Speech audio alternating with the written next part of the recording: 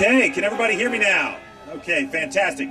For those that are a little further down the picket line, go ahead and gather around. Come on up. Be safe in the street, but gather around. We're going to get this party started. Give folks just a minute.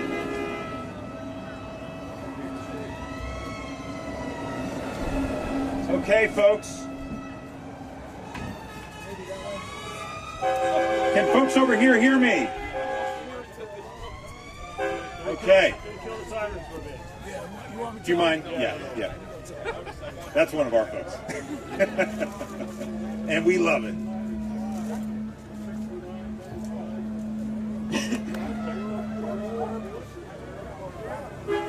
Okay, folks. We're going to go ahead and get started. First of all, actually, we're going to give the siren just a second. If it's possible. We'll see. Oh, I know. Can you feel the excitement? Yeah! Heck yeah. Okay, folks, welcome.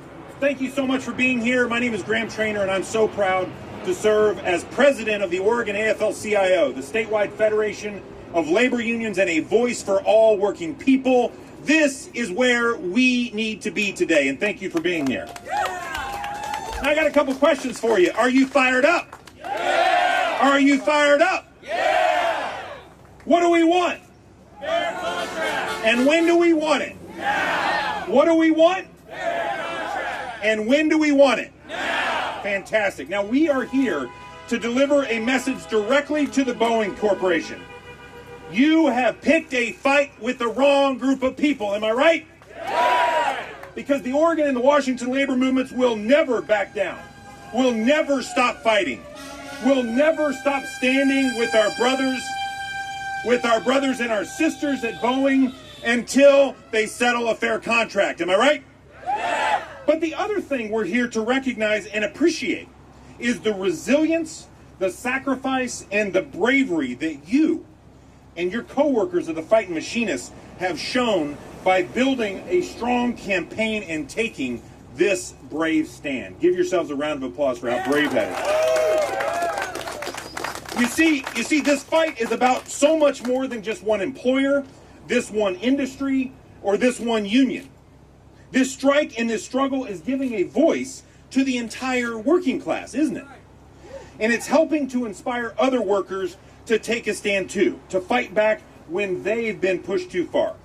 It's showing how a group of workers united by a common thread of solidarity can take on the most egregious examples of corporate greed in this country and win. You see, our winning motto in the labor movement is so important to keep in mind today. We will last one day longer, and we will be one day stronger. Am I right? Yeah! And that is exactly what we're prepared to do in this fight. It's also important to keep in mind why we're here and what's at stake. When Boeing blatantly disregards their workers in the pursuit of ever higher profits, this is what happens, isn't it? Yeah. And this insatiable appetite for CEO and shareholder wealth has caused the very safety issues that have damaged the public trust in this company, isn't it? Yeah. So let's remind them, when they do that, we do this. When they do that, we do this. That's right. And you are fighting. You are fighting for more than just a fair contract. You're fighting for the safety of the flying public. And you're fighting to save Boeing from itself, aren't you? Yeah. Now, we've got an incredible lineup of speakers today and some very special guests with us this morning. And one of the things that I love about Oregon and our labor movement is that we've collectively done some great work to elect champions for working people at all levels of government. And that's not something that the labor movement says lightly either. It's why more than 10 years ago we launched the Oregon Labor Candidate School to train union members to run for office, to elect more folks who know what it's like to fight tooth and nail for a fair contract, folks who have walked picket lines with us, folks who at their core look at the economy the same way that we do, by centering working people who make the economy run. Am I right? Right. So for this reason, I am thrilled to welcome Oregon State Senator Chris Gorsi, the senator from this very district, a longtime union member and champion for labor in Salem. Give a warm machinist welcome to Senator Gorsi.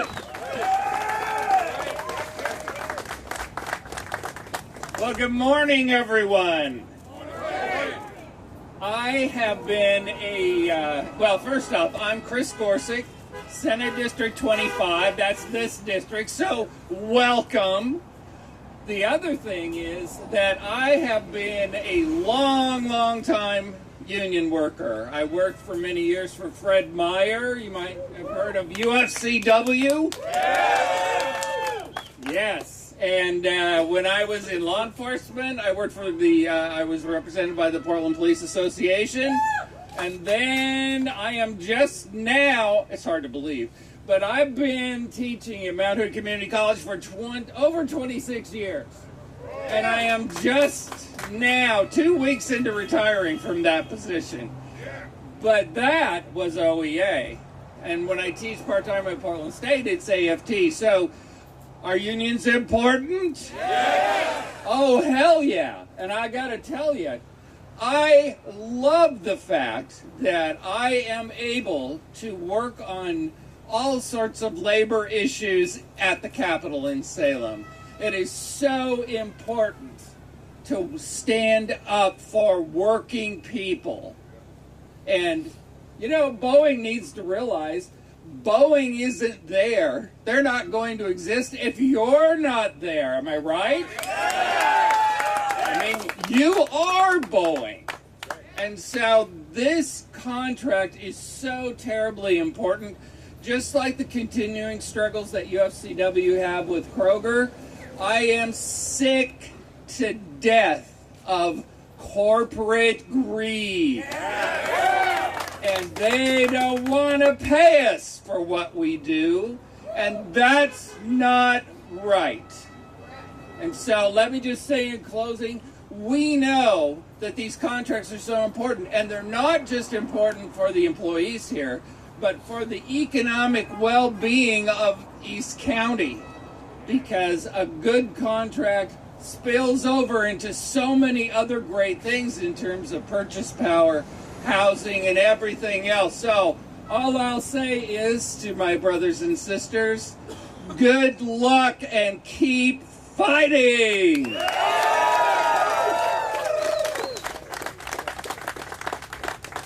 Give it up again for Senator Chris Gorsi. Another fun fact, 1/3 of all Oregon AFL-CIO endorsed candidates for the 2024 election cycle are either current or former union members or staff. That's a big deal, and we need more just like it.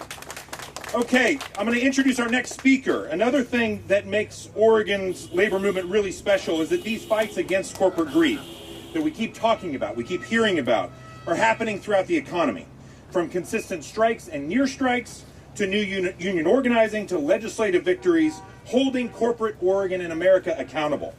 And the most recent example of that is currently happening right here in Oregon, with UFCW Local 555's contract campaign with Fred Meyer Kroger, another fight against corporate greed. Am I right?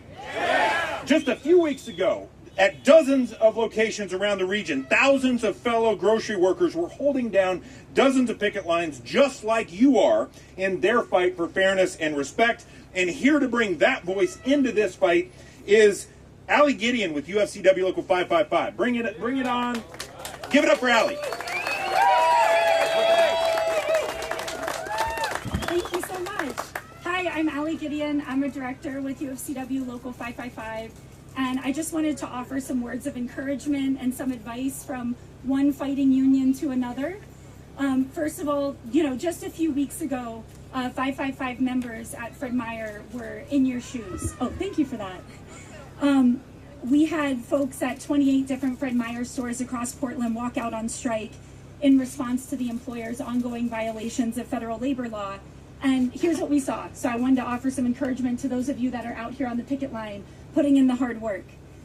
The boss will often try to demoralize you, right? They'll try to act like you're not having an impact, like it will only hurt you if you go out on strike, like you have something to lose by striking. And on this, we call bullshit. We have nothing to lose by striking. We only lose when we don't fight. Fred Meyer, they can't stock their shelves without us, and Boeing can't run their production without you. So we have nothing to lose. The boss has everything to lose. The boss will also try to make you feel like you're greedy, like you're asking for too much. Like they might have tried to sell the wage increases they're offering you as historic, right? On this, we call bullshit. If we're used to $1 and the boss offers us $1 and a nickel and calls it historic, that's an insult, right? So now is not the time. We can't eat on historic. We need real wage increases that are going to keep up with the cost of living in Portland and the metro area, because the wages that they're offering you are not enough for you to live on, not enough to pay your rent, not enough to pay your grocery bills, and you need a real retirement. You need a real fucking retirement. Boeing can pay it, and now is the time. Especially since, recently in the FTC trial, Kroger admitted to price gouging their customers during the pandemic. So at a time where working people are struggling to pay their bills, they have admitted to increasing the cost of consumer goods and essential items like milk and eggs far beyond what they need. And they do not pass those profits on to their workers, and it is a shame. So we call bullshit on the boss's attempts to try to label us as greedy when we are asking for what we need to live, and at a time where they can pay it. The boss will also try to make it seem like they're not so bad, like they care about you, like we're one big happy Leave It to Beaver family. And on this, we call bullshit.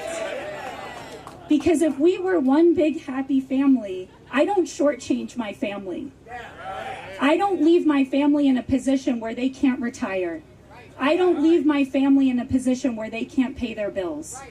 So on those talking points, we call bullshit. That's right. And I wanted to just share a story. You know, I know on the picket line, it gets hot, it gets cold. In Portland, it gets real rainy. And when we were on our Fred Meyer strike, towards the end of the strike, the boss came out and tried to talk to the workers and tried to talk to one of our union reps and say, you know, I know this has been a real hard week for all of us. And our union rep looked him dead in the eye and said, no, this hasn't been a hard week for us. It's been a hard week for you. We've been out here having a party. So I want to remind Boeing that we are out here having a party. And we're going to strike as long as we need to get what we deserve.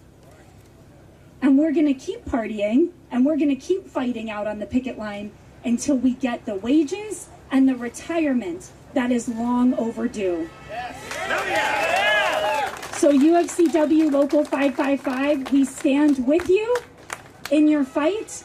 We will be out here with you on your fight, and we ask you to also stand with us and don't shop Fred Meyer. Thank you, guys.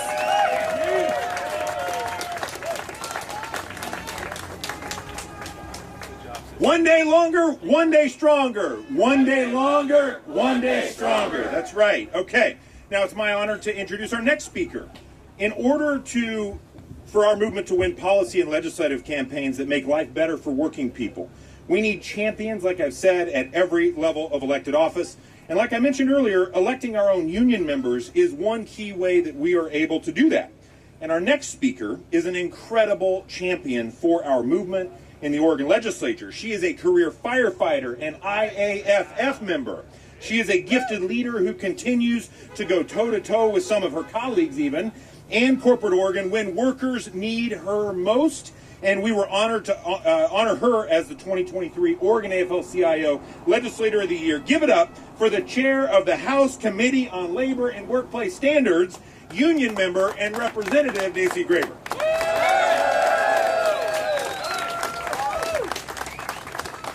All right, let's see if I can outbreak this.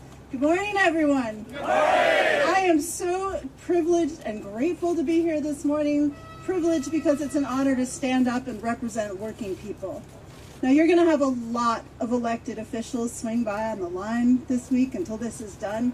I want you to meet with them. I want you to tell them your story. And more importantly, I want you to ask them, What are you going to do to help us? I'm grateful to be here as a firefighter because, as you can tell, it feels a little bit like fall, doesn't it? You know what else I love about the fall season? The fall of corporate greed.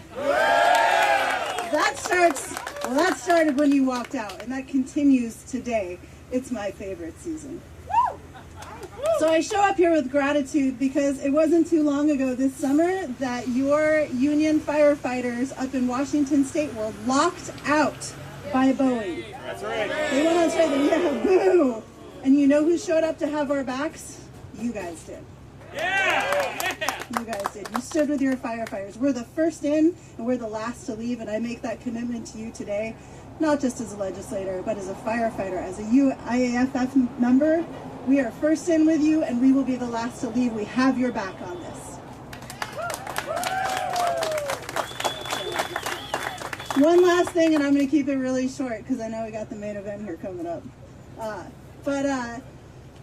I don't know a whole lot about building planes, but I do know one thing. You can't take shortcuts in building an airplane. Damn right. You cannot take shortcuts, and that's what we're seeing. You know what else you can't take shortcuts in? Taking care of your employees. Right. Taking care of your workers with a fair pension and fair wages. So keep standing out here. Your union brothers and sisters are out here in solidarity. Your labor champions in the state capitol are out here in solidarity with you, and we will continue to march on with solidarity. Keep fighting. Thank you so much for having me.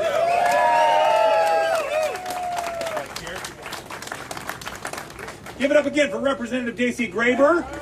I also think I saw a few other electeds, or at least one. Travis Nelson is here, another union member in the state house.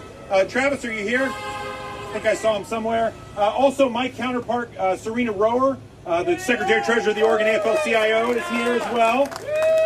Okay, now it's my honor to introduce the next speaker, and that is the President and Directing Business Representative of the International Association Machinists District W24 and lead negotiator for this district. Brandon is an incredible friend and a leader and someone who I always learn from. And his voice on behalf of the IAM on the Oregon AFL-CIO Executive Board is invaluable. And we're excited to hear an update from him about where things are at in this fight. Welcome, Brandon.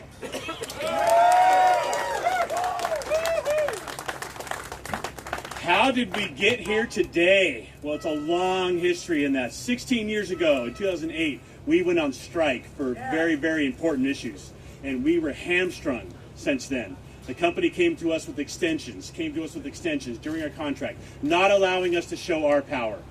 We've been hamstrung by this company for the last 16 years. It is time that we take a stand for what is right, and we're doing that today. Yeah.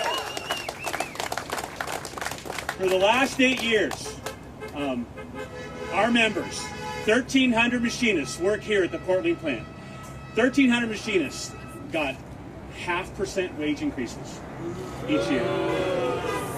This is not your grandpa's Boeing. This is not the Boeing that I grew up with, that I knew. I knew, oh man, working at Boeing, it's going to be a great place to work. This is not that Boeing anymore. They have made critical errors, critical mistakes, and they're blaming us for that. It is not our fault. Is it our fault? No! It's not our fault. The company put profits over their people. The company put profits over safety. The company put profits over quality. They're making us make parts that we know are bad and say, just push it down the line. It'll be okay. That is not okay. We're taking a stand. We are taking a stand today for what is right, for the flying public, for our 1,300 members that work here, for their families, for the communities, for everybody that wants to fly on a plane. It used to be, if it's not going, I'm not going. That has slipped around. We want to make it back to what Boeing used to be and what it can be. And the only way we can do that is with the IAM. That's right. The only way we can do that is with our members working.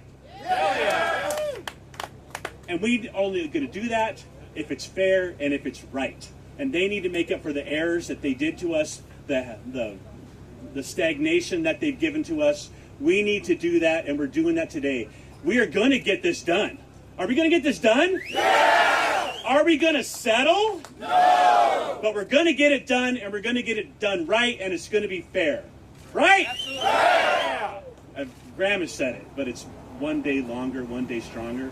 And that is true. We're taking this exercise right now. We are exercising our right. And what do you do when you exercise? You get stronger. And that's what we're doing. And we'll be as strong as we need to be to get a fair contract and get back to work and start making Boeing the way it should be made. Thank you all. Yeah. Thank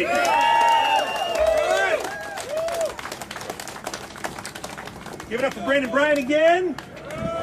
Fantastic. Okay, now we are really blessed both in the West and at the national level to have some incredible leaders joining us today. One of those fantastic leaders is Bobby Martinez, the Chief of Staff at the IAM Western Territory. Give it up for Bobby Martinez and give him a warm Oregon labor welcome.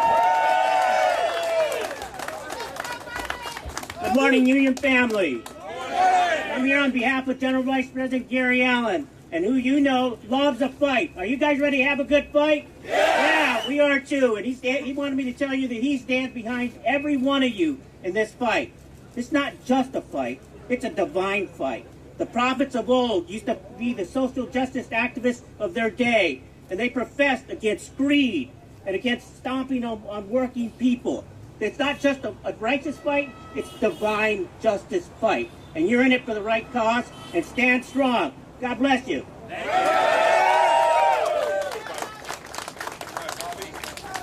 Give it up for Bobby Martinez.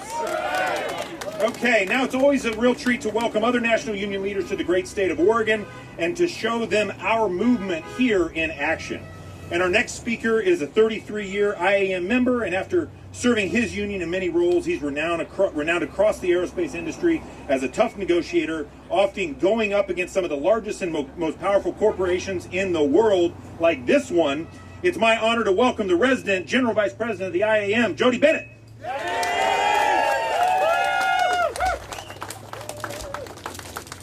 It's 35 years of IAM membership. I just want to point that out. By the way, normally I'm a little nervous when I step up to the mic, but as I look at it, Stephanie Pope on that side, it's pretty hard to get uptight doing this. I also want to thank our sister from the UFCW for saying the word bullshit, because when I speak from the heart, so there may be some strong language.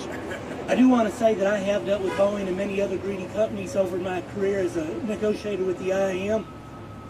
I can tell you, every company that I go up against, I'm not afraid of them because I've got you behind me. I've got the people who make these companies what they are.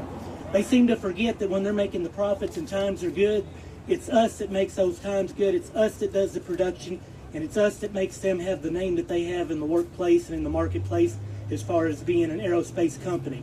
I fly nearly weekly, and I can tell you it brings great concern to me as a former aircraft mechanic myself that they take safety so lightly when it's us that take safety to heart and try to tell them the mistakes they're making to keep them from fucking themselves. And that's exactly what they've done. But when I look out here, I just don't see the union members. I see you and your families. I see this community. What Boeing doesn't understand, it's not just us that is out on strike. It's our families, it's our communities, it's the mom and pop shops. It's everybody else that are supported due to the wages that we make. And it's a goddamn crying fucking shame when a company like Boeing, who makes billions and billions of dollars, chooses to do stock buybacks rather than give benefits to the people who make them the success that they've been. And the one thing that really pisses me off the most is when they did away with the defined benefit pension plan and go to a chicken shit 401k that they want you to contribute to be able to get a match. We don't need to be contributing to get a match because, quite honestly, at entry-level wages, a lot of our folks can't afford to contribute to get that match. When you work 30 years for a company like Boeing, you should be able to retire with dignity. That's right. They need to be putting more money on behalf of each employee into a 401k without match, especially for our low-wage earners who need every dime they can make to put food on the table. We've talked to people on the strike line that have to have food stamps to sustain their fucking family living. That is wrong, people. That's just wrong. So, I'm with you guys. Everybody I talk to across this country with every aerospace company supports you in what you're doing because they know they're next in line at the bargaining table. So please stand strong. We stand with you one day longer, one day stronger. Thank you and God bless.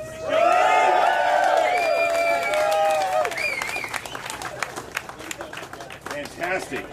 And now, it is my distinct honor to welcome, for our final speaker, our very special guest to the great state of Oregon. He's been active in the labor movement for nearly 35 years, and I did just confirm that. Initiating into the International Association of Machinists in 1989, working at Bath Iron Works in Maine. He has served various stints on the IAM Executive Council in a number of leadership capacities.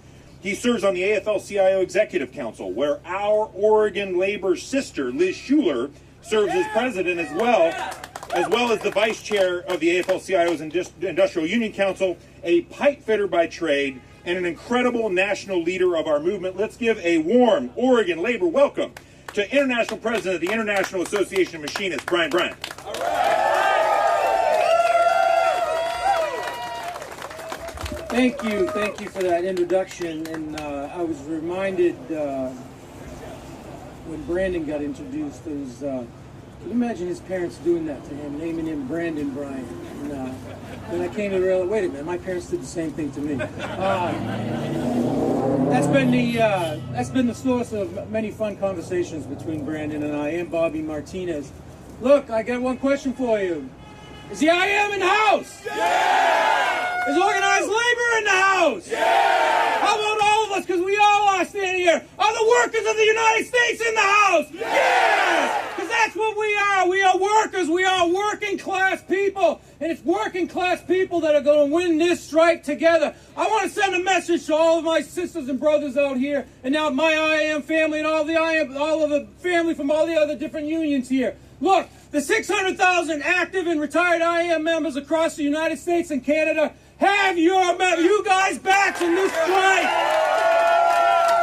Your fight is their fight. They're gonna win this fight with you, because you know what? You're gonna win this fight, as all the other speakers have said, because we're on the right side of history here. We are on the right side of history. Look, what has brought us here today? What has brought us here today is 10 years of culmination of stagnant wages, the loss of a pension, the reduction in benefits, the loss of jobs, the continuation of the Boeing allowing its company to slip from what it used to be, what its heyday was, where it was a company that everybody wanted to come to work to, where it built the best airplane in the world, not just for the flying public of the United States of America, but for the entire world. The Boeing product was internationally known. And it's us, the machinists here in the IAM, that want to bring this company back to that. It is time for this company to listen to its workers, to the members of the IAM, because what it's going to take for us to get back into that plant, building the best planes for the United States of America, the military, and the flying public, it's going to take a fair wage. A fair wage. We've had 10 years of wage stagnation. 10 years. Listen, sisters and brothers, where that has happened elsewhere, the workers have chosen to fight. And what are we doing right here in Portland, Oregon, and right across the border in the state of Washington? We are fighting. We are fighting corporate greed. We're fighting corporate greed because it's wrong. It's wrong for workers to have to sacrifice for 10 years. It's wrong for workers to lose their pension. It's wrong for workers to have to pay more for health insurance while their wages don't go up. It's absolutely wrong. So I want to send this message to the Boeing company. You know, you can try all the smoke and mirror games you want to play out there. You can do that. But guess what? All the decisions that you're making to furlough workers, to cut their wages, to even cut your salaries of your corporate executives, smoke and mirrors, and I'm calling, as the sister said, and as my colleague on the council said, that's bullshit! Because that's something they should have been doing years ago! They should have been resting that on the backs of the workers here! Listen, sisters and brothers, there's a very simple plan that they can resolve this strike. This strike can be resolved tomorrow. All they need to do is use that same blueprint where they've had these exorbitant salaries, these incredible benefits, these incredible bonuses that they've given to their executives, the stock buybacks. Use that same blueprint. Go to that same well. Use that to settle this strike. Get the workers back to work here. Give them a fair wage. Makes up for the wage stagnation. Makes up for the loss of the pension. Look, you can't expect your workers to work for a company 20, 30 years. 20, 30, 40 years worth of company. You can't expect them to leave here without retirement security, with income that they can afford to support themselves and their family. I'm going to call it again. That is absolutely bullshit when you do that. And that issue has to be addressed in these negotiations. And let me tell you what, sisters and brothers, stand behind your negotiating committee, because that's exactly what they're fighting for. And the only way we're going to do that is when we have solidarity and we're sticking together and we continue to send this corporation the message that you're not breaking us. You're not breaking us. You look at us out on this picket line in Portland, Oregon. You look out on the picket lines in Washington State. We are standing strong. We are standing up against corporate greed. So I tell you this right now, sisters and brothers, and I want to send a message to the Boeing Corporation. The time to get back to the negotiating table is right now. The time to recognize your valuable employees and give them a wage that they deserve that makes up to the wage stagnation that they've gone through for the last 10 years is right now. And right now is the time to address the retirement security issue. This Boeing Corporation has got the money. They've got the resources. As I said earlier, there's a blueprint that they can follow that can get them right back to the table and settle this strike. But when is it going to be done? It's going to be done right now. I'm telling Boeing Corporation, get back to the table right now. Don't stall their workers. Don't stall on their corporation. It's these workers of this corporation. They're going to put Boeing back where it used to be back in the 80s and 90s. That's the only way it's going to be done. Sisters and brothers, I want to send the same message that I started off with. You've got the complete backing of this international. You've got the complete backing of our members all across this country. But you also have the complete backing of all of American labor. Every single union is standing behind us. They're watching this fight because your fight is their fight. And we're going to fight this together. We're going to win this together. And when we win this together, we're going to be right back here celebrating together. God bless you, sisters and brothers. Let's go out and fight. Let's go out and win.